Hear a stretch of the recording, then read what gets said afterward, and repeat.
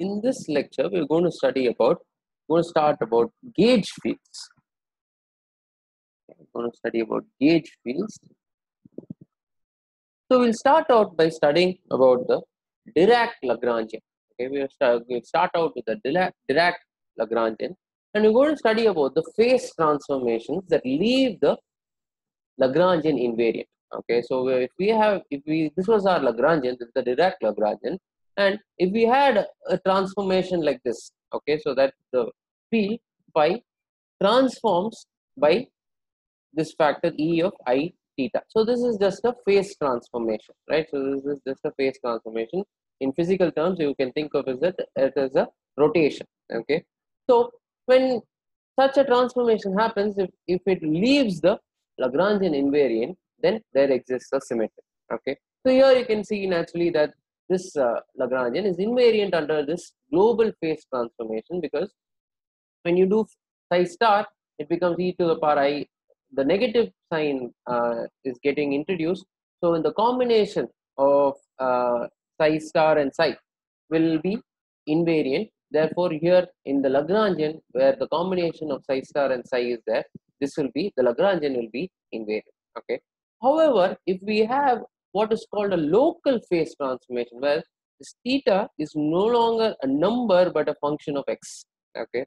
In that case, what will happen is the derivative of this term will add an extra factor. Okay, will add an extra factor, and then the Lagrangian will not be invariant. Okay, so here you can see that the Lagrangian actually becomes, this extra quantity comes there. Okay, wherever, because we have these derivatives of these fields, and in such cases, what happens that when you have to take a derivative of this field, there is the Lagrangian, there is a extra term. Okay, because of this transformation, the derivative of this transformation, there is this extra term. So notice what this extra term is. This is actually this psi star gamma nu of psi. We can think of it as your Maxwell field, right? So if you introduce a Maxwell field, right? If you introduce a Maxwell field, we studied about the electromagnetic coupling, right? So this actually comes there, right? So this is the if you introduce such a Maxwell field that couples with this Dirac field, then we can cancel off this extra term, and then our Lagrangian would be invariant. So that is exactly what we are going to do. Okay, so this is what we will be doing. So to do that, I will introduce a new definition now. So this theta of x, I will write it in terms of this lambda of x. I will introduce this new definition such that this Lagrangian that transforms like this will be written in terms of lambda. Okay, so written in terms of lambda and not theta. And this is our local phase transformation now. This was earlier written in terms of theta. Now it is written in terms of lambda, which is a function of x. Now, as I said, I will introduce a new field to maintain. So we started out with the Dirac Lagrangian, and we've insisted that the Dirac Lagrangian be local phase invariant, right? That the Lagrangian remains invariant under a local phase transformation. So to do that, I'll have to introduce the new field, the gauge field. This is what we're going to call the gauge field. Okay, so this is the gauge field, because we're going to see that this field actually obeys this Maxwell field, right? We're talking about the electromagnetic field. When we're talking about a Maxwell field, the electromagnetic potential obeys this gauge transformation rule, right? So this obeys the gauge transformation rule. Now, so as I said, the Lagrangian must remain invariant, and the extra terms that offends or that makes the Lagrangian not invariant come from the derivative of the field. So these are the terms that come due to the derivative of the field. So we're going to introduce a term with the opposite sign that cancels off these offending terms. Okay, so therefore we'll introduce that term what we're going to introduce is called the covariant derivative. Okay, so we're going to introduce the covariant derivative such that it cancels out these offending terms and that the Lagrangian remains invariant.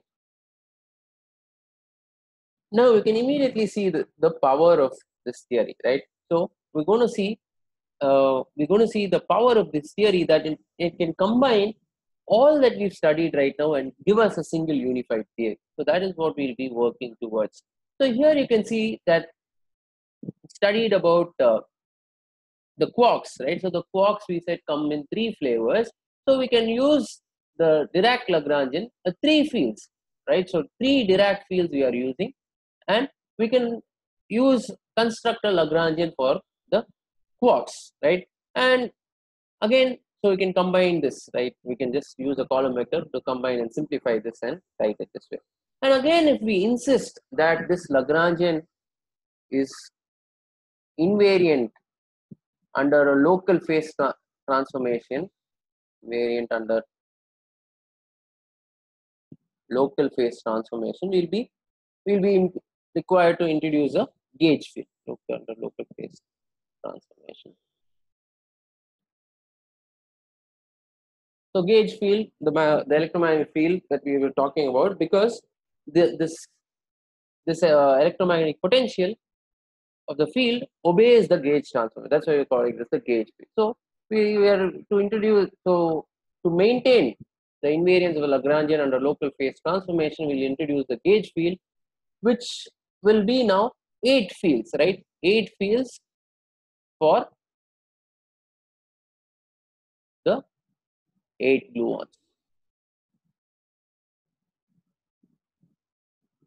8 gluons. So now, as I said, we want to unify all of we studied about electrodynamics, chromodynamics into a single unified theory. So that is what we are building up to.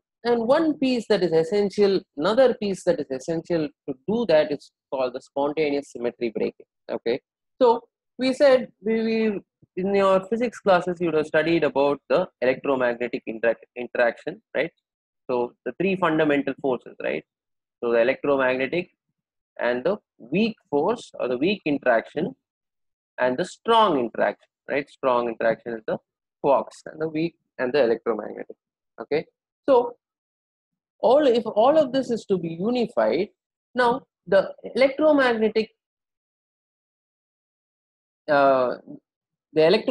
interaction is mediated by a massless particle, right? It is mediated by a massless particle, the photon, right? Strong interaction also the gluon, it is also massless. But the weak interaction, however, it is mediated by the massive boson. Okay, so all force mediating particles are called bosons. So you should remember that. So massive boson. So it's called the W and the Z boson. Okay, these are massive particles, right? So the fields that we've introduced here, these gauge fields, are not massive fields, are not mass fields with masses, right? But somehow they must, if you are to incorporate all these interactions into a single theory, then you should somehow from the theory, it should arise that these particles alone, that is these massive bosons that mediate the weak interaction alone, acquire a mass. So that we will explain by the spontaneous symmetry breaking. So let me explain what that is. Okay. So here we have, let's take a example Lagrangian. Okay, so here we are taking a Lagrangian for 2 fields, psi1 and psi2, and the potential, so this is T minus V, right? So the potential here, this is the potential energy. Okay, so this is our potential energy. Now the potential is graphed here, and this has a minima, a circle of minima. Okay, so you can see that this has a, so it has a circle of minima. Now if I were to write the Lagrangian by taking this as this point as your coordinate center, then what you will have is symmetry, right? You will have symmetry by reflection. This side, if you like reflect this side, you will get this side. If you reflect this side, you will get this side. You will have a symmetry. However, if I write the potential in terms of if I pick, let's say if I pick the potential's origin to be this point or this point, any of the these are going to be called ground states. So any of the ground states, if I pick the potentials point to be any of these ground states, then what would I have done? I would have broken the symmetry that was there in the potential and thereby that was there in the Lagrangian. Because when I was writing it from this point, writing the potential, the expanding it about this point, there will be a symmetry, because where this, if you reflect the right hand side, you'll get the left hand side. If you reflect the left hand side, you get right hand side. But however, when you're writing from this point, that will not be the case. Or when you're writing for this point, it won't be the case anymore. So this is our circle of minima. So that psi1 square plus psi2 square is equal to nu. So nu square and lambda square are going to be some. The radius, this is the radius, is nothing but the equation of a circle, which I am writing as nu square plus lambda square. Okay. Now, when I'm expanding this potential about this point, okay, something interesting is going to happen. That is what you're going to watch right now. Okay. So we will expand about the minima. We'll call that minima point 2 by 2 new fields. Okay, 2 new fields, eta and this Greek alphabet here. So eta and x, and so these are the 2 minima points, right? So these are these are 2 minima points, psi1 and psi2. So this is going to be called the ground state of our potential, and we are going to expand the potential from those points. So we can just see from this equation, just introducing this new definition for this equation, these two equations, by these two new quantities eta and x, and they are going to be called our new fields, and we're going to write the Lagrangian in terms of them. Okay, so we're going to see something interesting that happens. So normally when we are, so here I just introduce a scalar field for simplicity, but normally when we're working in field theory, we're going to work with a complex scalar field. We're going to have psi plus I psi 2. Okay, so this is a complex scalar field, and this gives the same Lagrangian that we saw here. Okay, it will give us the same Lagrangian. It will give out the same similar mathematics that we saw here. Now again, we're going to insist that this Lagrangian is invariant under a local phase transformation, and because of which, so we'll insist that it is invariant under local phase transformation, because it will introduce a gauge field. Okay, gauge field, and we'll replace all these derivatives by the covariant derivatives. Already explained why. So when we do that now, and we are going to expand, I said, from with these new fields, which are expansions about the ground state. Okay, so we can interpret this as fluctuations about the ground state, because here you can see this is our ground state. Okay, this is our ground state, and we said this is, let's say this is our ground state, this is a psi1, this is equal to nu by lambda. Okay, this comes from this equation, and when psi2 is equal to 0. Now if you're expanding from this state, now if you introduce this definition, then you can we interpret this as this psi1 minus nu by lambda is fluctuations about the vacuum state. Okay, fluctuations about the vacuum state. So we expand the potential. Okay, so we expand the potential, and the Lagrangian becomes, this is what the Lagrangian actually becomes. So we will see one by one what these terms are actually. Okay, so one by one what these terms are.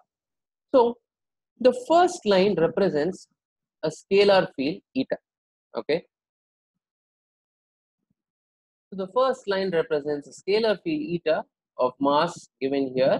Okay, and a massless Goldstone boson. So how we know that this is a mass, how we understand these terms are from the general interpretation, general form of the Lagrangian, which we know to be T minus P, right? So we have the kinetic energy term and the potential energy term and the interactions. Okay, interactions. So from that we read off these things.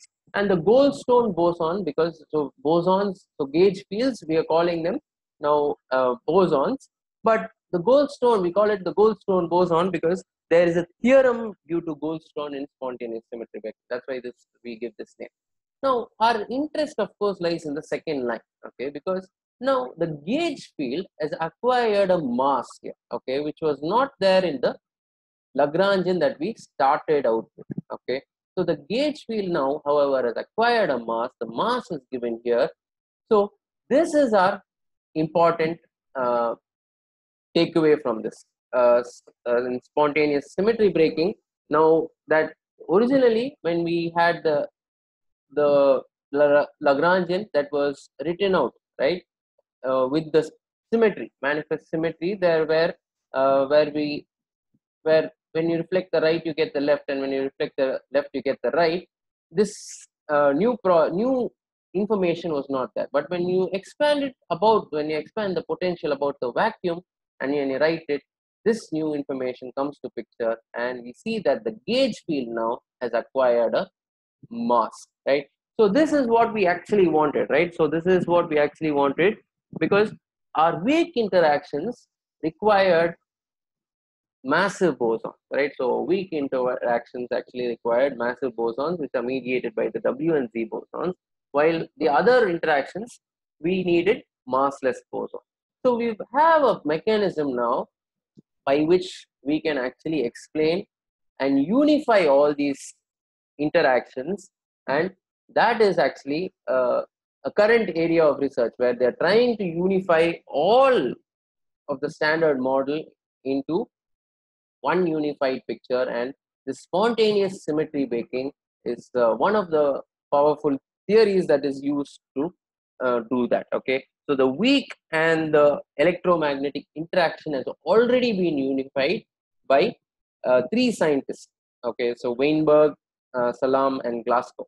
So these three scientists have already done that. Weak interaction and the uh, weak interaction and the electromagnetic interaction already be unified, and this again remains a strong candidate. You see it, you'll repeatedly see it in your advanced physics courses, and so this is about spontaneous symmetry breaking. So the Higgs mechanism, the famous Higgs mechanism, again is an is just applying this spontaneous symmetry making, okay. So famous Higgs mechanism, the Higgs particle, right? So the Higgs particle is nothing but a massive goldstone boson, okay.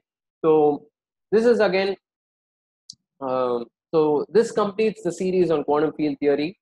So these are just introductory lectures meant to be supplemented with some textbooks, okay. So some textbooks I would recommend are Peskin-Schroeder, right, quantum field theory, Z, quantum field theory in a nutshell, and also elementary particle physics by David J. Griffiths, okay. So supplement these lectures with these textbooks, and do subscribe to support our channel, and also let your friends know that there is something like this happening.